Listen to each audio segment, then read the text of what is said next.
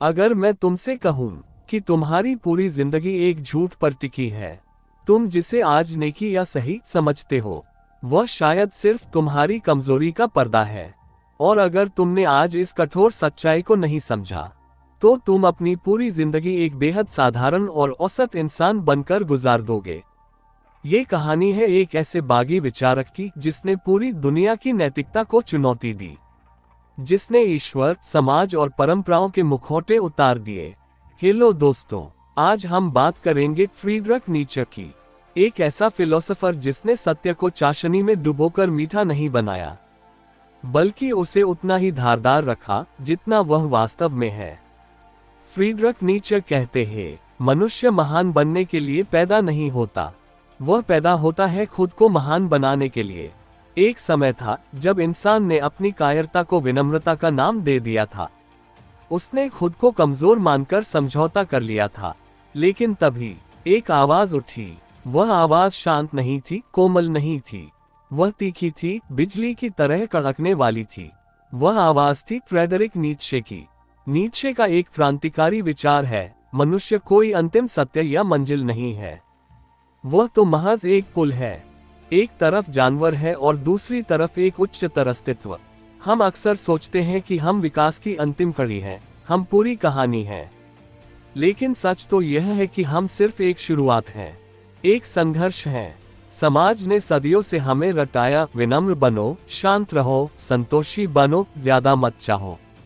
लेकिन नीत्शे कहता है, ये तुम्हारे गुण नहीं है, ये तुम्हें पालतू बनाने और नियंत्रण में रखने के तरीके हैं। जब तुम अपने भीतर की आग और शक्ति को दबा देते हो तो तुम एक यूनिक इंसान नहीं रहते, तुम बस भीड़ों की भीड़ का एक हिस्सा बन जाते हो। हर जीवित कोशिका के भीतर एक आग होती है जो सिर्फ जिंदा नहीं रहना चाहती, वह चाहती है जीतना, बढ़ना, फैलना और खुद की सीमाओं को पार करना। लेकिन हम क्या करते हैं? हम समाज के डर से उस आग पर पानी डाल देते हैं। हम अपनी महानता की कीमत पर सुरक्षा चुन लेते हैं। कभी सोचा है तुम्हें रोका किसने है? किसी बाहरी दुश्मन ने नहीं, बल्कि तुम्हारे अपने डर ने। लोग क्या कहेंगे? अगर मैं नाकाम हो गया तो मैं दुनिया से अलग कैसे दिखूंगा? नीत्शे बड़ी बेरहमी से कहता है, जो इंसान डर के इशारों पर चलता है वह कभी अपनी असली क्षमता का सूरज नहीं देख पाता। नीत्शे एक विजन देता है, वह इंसान जो भीड़ के पीछे नहीं चलता बल्कि अपने नियम खुद बनाता है। वह जो समाज की उधार ली हुई नैतिकता से नहीं बल्कि अपने अंतर्मन की शक्ति से जीता है। वह परफेक्ट नहीं है, लेकिन वह हर दिन खुद को बेहतर बनाने के युद्ध में लगा हुआ है। लेकिन रास्ता इतना आसान नहीं है। अगर हमें सच में बदलना है तो हमें सबसे पहले अपनी उन पुरानी जंजीरों को तोड़ना होगा जिन्हें हम पवित्र मानते आए हैं।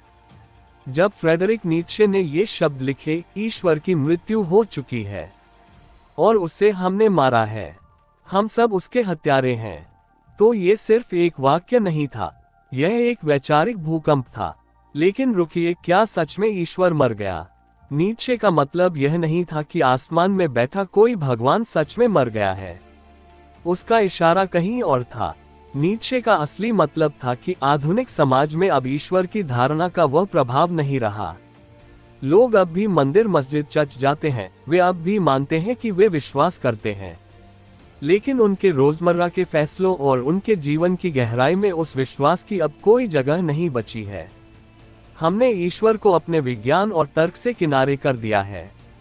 एक समय था जब जीवन के नियम पत्थर की लकीर थे, क्या सही है, क्या गलत है, जीवन का उद्देश्य क्या है, सब कुछ धर्म तय करता था। ईश्वर वह धुरी था जिस पर पूरी नैतिकता टिकी थी। लेकिन जैसे जैसे विज्ञान और तर्क बढ़ा, वह धुरी टूट गई। नीत्शे एक बहुत बड़ा सवाल पूछता है, हमने ईश्वर को तो हटा दिया, लेकिन उसके बनाए नियमों को अब भी सीने से लगाकर बैठे हैं। हम कहते हैं, सच बोलो, दया करो, विनम्र बनो, पर क्यों? अगर उस नियम को बनाने वाला ही नहीं रहा तो ये नियम किस आधार पर टिके हैं? यहीं से जन्म होता है नायलिज्म का, यानी शून्यवाद। इसका सीधा सा मतलब है, जीवन का कोई अर्थ नहीं है, कोई अंतिम सत्य नहीं, कोई महान उद्देश्य नहीं, सब कुछ खाली है, सब कुछ व्यर्थ है। नीत्शे इसे मानव इतिहास का सबसे बड़ा खतरा मानता है, क्योंकि जब इंसान को लगता है कि कुछ भी मायने नहीं रखता, तो वह टूट जाता है, वह दिशाहीन होकर बिखर जाता है, वह जीने की इच्छा ही खो देता है। लेकिन नीत्शे यहाँ हमें डराकर छोड़ना नहीं चाहता। वह कहता है, यह अंत नहीं है, ये तो एक महान शुरुआत है। जब पुराने घिसे पिटे मूल्य टूटते हैं, तभी आपको मौका मिलता है अपने खुद के मूल्य बनाने का। नीत्शे का संदेश क्रांतिकारी है। अगर कोई भगवान नहीं है जो तुम्हारा भाग्य लिखे, तो इसका मतलब है कि अब तुम खुद अपने भगवान हो। ये रास्ता आसान नहीं है। अब कोई गाइड नहीं है, कोई नियम की किताब नहीं है। तुम्हें खुद ही अंधेरे में अपना रास्ता बनाना होगा। नीत्शे के लिए असली आजादी का मतलब है बिना किसी सहारे के जीना, अपने खुद के फैसले लेना और उन फैसलों की पूरी जिम्मेदारी अपने कंधों पर उठाना। क्या तुम्हारे भीतर इतना साहस है कि तुम अपने अर्थ खुद लिख सको? अब सवाल उठता है, अगर जीवन का पहले से कोई मतलब नहीं है, तो हम जीते क्यों हैं? अगर सब कुछ खाली है, तो हमें आगे बढ़ने की प्रेरणा कहां से मिलेगी? जीवन का अर्थ सिर्फ जिंदा रहना नहीं है। जीवन तो खुद को लगातार पार करने की एक अनंत प्रक्रिया है। आखिर हमारे जीने का असली उद्देश्य क्या है? हम में से ज्यादातर लोग यही मानते हैं कि हमें बस खुश रहना है, आराम से अपनी जिंदगी काटनी है और सुरक्षित रहना है। लेकिन फ्रेडरिक नीत्शे हमारे मुंह पर कहता है, ये जीवन के उद्देश्य नहीं है, ये तो जीवन की चुनौतियों से बचने के तरीके हैं। नीत्शे के अनुसार हर जीवित कोशिका के भीतर एक मूल शक्ति काम करती है, शक्ति की इच्छा। ये सिर्फ सांस लेने या बचे रहने की इच्छा नहीं है, ये है आगे बढ़ने की भूख, खुद को बेहतर बनाने की तड़प और अपनी हर सीमा को तोड़ देने का जुनून। एक पेड़ सिर्फ उगना नहीं चाहता, वह आसमान को छूना चाहता है। एक शेर सिर्फ शिकार नहीं करना चाहता, वह जंगल पर अपनी सत्ता चाहता है। और एक इंसान, वह अपनी कमजोरियों पर जीत चाहता है। नीत्शे का मानना है कि जहां संघर्ष नहीं है, वहां विकास की संभावना मर जाती है। हम सब दर्द से भागना चाहते हैं, लेकिन वही दर्द हमें तराशता है। दुनिया कहती है खुश रहो, नीत्शे चिल्लाकर कहता है मजबूत बनो, क्योंकि सुख तो ढलती हुई शाम जैसा अस्थायी है, लेकिन जो शक्ति और चरित्र आप संघर्ष से कमाते हैं, वह आपके साथ स्थायी रहता है। जब आप चीजों को टालते हैं, जब आप डर के मारे पीछे हट जाते हैं या हार मान लेते हैं, तो आप किसी और को नहीं, बल्कि अपने भीतर का गला घोंट रहे होते हैं। नीत्शे के अनुसार कमजोरी कोई स्थायी स्थिति नहीं है, यह एक बुरी आदत है जिसे आपने पाल रखा है। नीत्शे का सबसे शक्तिशाली कॉन्सेप्ट है सेल्फ ओवरकमिंग। इसका मतलब है हर सुबह उठकर अपने कल वाले वर्जन को युद्ध की चुनौती देना, अपने पुराने डर को हराना, अपने आलस को कुचलना और अपनी सीमाओं की दीवार को थोड़ा और आगे धकेलना। वह कहता है, जिस संघर्ष ने तुम्हें तोड़ा नहीं, उसने तुम्हें फौलाद बना दिया है। हर असफलता आपको एक नया आकार देती है, बशर्ते आप खड़े होने का साहस रखें। महान लोग कभी कंफर्ट जोन या सोफे पर बैठकर नहीं बने, वे बने हैं अकेलेपन की आग में, भयंकर संघर्षों के बीच और दुनिया की अस्वीकृति को झेलते हुए।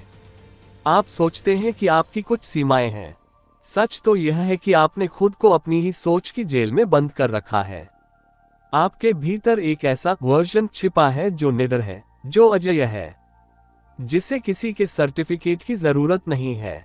जीवन का असली लक्ष्य सुख नहीं, बल्कि शक्ति और विकास है। विल टू पावर की दुनिया की हर हलचल के पीछे का असली इंजन है। दर्द और संघर्ष आपके दुश्मन नहीं, आपके सबसे बड़े शिक्षक हैं।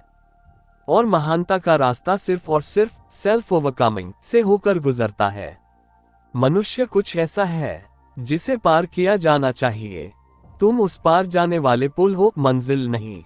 फ्रेडरिक नीत्शे एक ऐसा विजन देता है जिसने पूरी दुनिया को हिलाकर रख दिया, अति मानव। लेकिन गलतफहमी में मत रहिए, नीत्शे किसी कॉमिक बुक के सुपरहीरो की बात नहीं कर रहा था। उसके लिए अति मानव कोई जादुई शक्तियों वाला इंसान नहीं, बल्कि वह व्यक्ति है जिसने अपनी मानवीय कमजोरियों को कुचलकर खुद को एक ऊंचे स्तर पर स्थापित कर लिया है। नीत्शे का प्रसिद्ध कथन है, मनुष्य एक रस्सी है जो जानवर और अति मानव के बीच बांधी है, एक ऐसी रस्सी जो एक पाताल के ऊपर से गुजरती है। इसका मतलब बहुत गहरा है। तुम्हारा वर्तमान रूप, तुम्हारी यह औसत जिंदगी, तुम्हारा अंतिम सच नहीं है। तुम महज एक पुल हो। तुम्हारे भीतर वह क्षमता है कि तुम अपने साधारण अस्तित्व को छोड़कर उस उच्चतर चेतना तक पहुंच सको। अति मानव कभी भीड़ का हिस्सा नहीं होता। वह भीड़ चाल से नफरत करता है। जहां दुनिया कहती है सब ऐसा ही करते हैं, तुम भी करो, वहां वह रुककर पूछता है, क्यों? मेरा रास्ता कहाँ है?